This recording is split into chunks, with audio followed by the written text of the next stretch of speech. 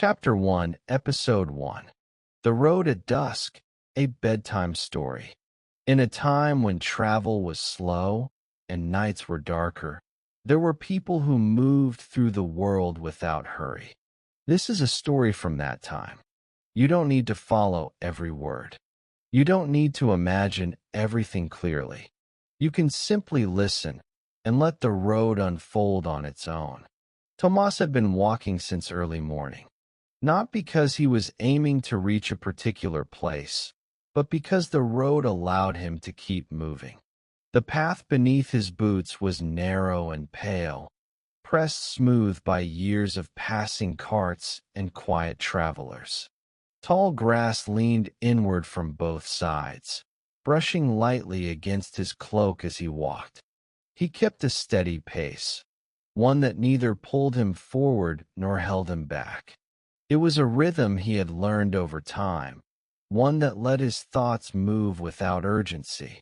The land around him lay open and still.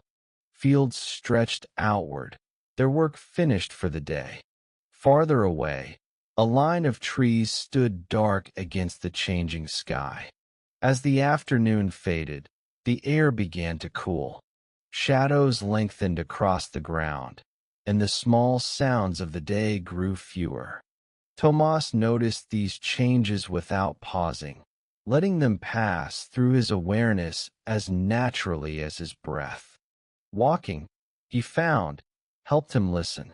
When he remained in one place too long, his thoughts tended to circle. On the road, they loosened, drifting apart until there was space between them. The path curved upward toward a low hill. From its crest, Tomas could see a valley opening below. A few thin trails of smoke rose in the distance, suggesting dwellings scattered across the land. He slowed near the top, letting the wind meet him there. It carried the scent of dry earth and something faintly familiar. Tomas stood for a moment, not deciding anything, simply allowing the view to settle. He adjusted the strap of his pack and continued down the other side. The road dipped gently, guiding him forward without insistence.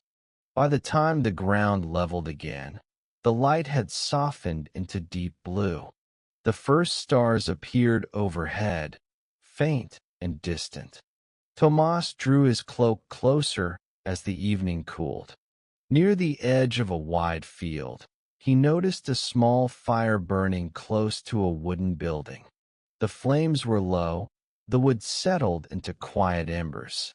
An old man sat nearby on a stool, his posture relaxed, his attention resting on the fire rather than the approaching traveler. A dog lay stretched out beside the warmth, its breathing slow and even. Tomas stopped a short distance away. He did not call out. After a moment, the old man lifted his head. Their eyes met, and Tomas inclined his head slightly. The old man returned the gesture and rose to his feet. The dog shifted but did not stand. Without speaking, the old man motioned toward the building. Inside, the air was warm and still. A narrow bed stood against the wall, already prepared. Tomas set his pack down and acknowledged the man with a quiet nod. The old man stepped back outside, returning to the fire as the door closed gently behind Tomas. The sounds of the night settled around the building. Wind moved softly through the field. The structure creaked once as it adjusted to the cooling air.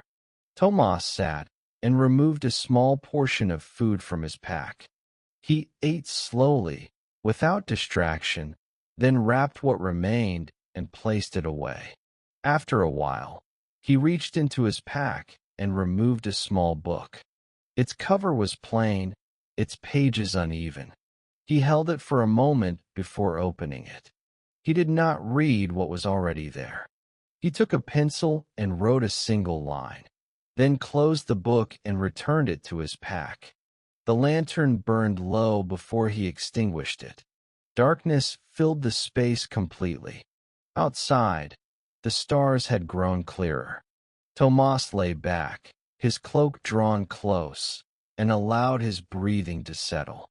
The road would continue when morning came. For now, it asked nothing of him. For now, the road grows quiet. There is nothing more.